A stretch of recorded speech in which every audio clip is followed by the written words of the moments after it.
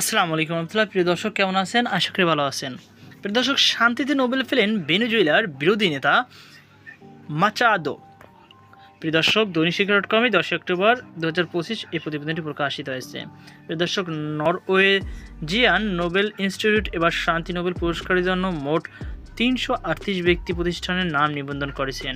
Nobel প্রাইজের ওয়েবসাইটের তথ্য অনুযায়ী এটি জমার শেষ দিন ছিল গত 31 জানুয়ারি, যাদের মধ্যে 244 জন ব্যক্তি ও 94টি প্রতিষ্ঠান।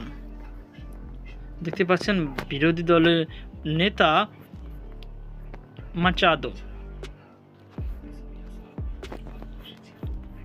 চলুন বিস্তারিত জেনে নেই। প্রিয় দর্শক, চলতি বছরের শান্তিতে নোবেল পেয়েছেন, শান্তিতে নোবেল পুরস্কার পেয়েছেন, দুইবার এখানে টাইপিং মিস্ত্রি হয়েছে ভেনেজুয়েলার রাজনীতিবিদ ও মানবাধিকার কর্মী মারিয়া করিনা মাচাদো। শুক্রবার 10 অক্টোবর বাংলাদেশ সময় বিকেল 3টায় নরওয়ের রাজধানীর অসলোর নোবেল ইনস্টিটিউট থেকে এবার শান্তিতে নোবেল পুরস্কার বিজয়ীর নাম ঘোষণা করা হয়।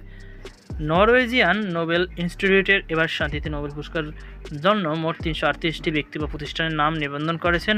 নোবেল প্রাইজের ওয়েবসাইট তথ্য অনুযায়ী এটি জমার শেষ দিন ছিল গত 31 জানুয়ারি, যাদের মধ্যে 244 জন ব্যক্তি ও 94টি প্রতিষ্ঠান। গত বছর শান্তিতে নোবেল পেয়েছিলেন জাপানের পরমাণু অস্ত্র বিরোধী সংগঠন নিহন হিদানকায়ো।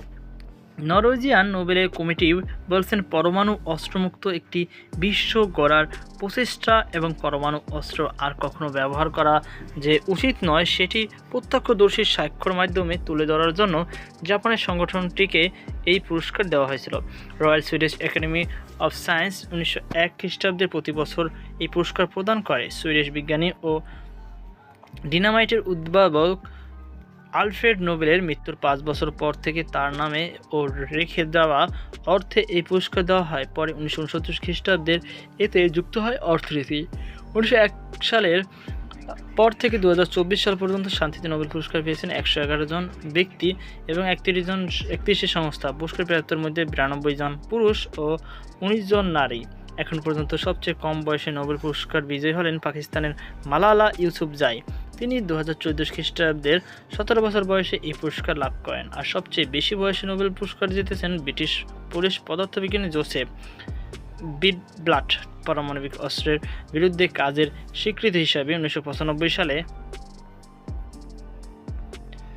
86 বছর বয়সে তিনি শান্তিতে নোবেল পুরস্কার পেয়েছেন।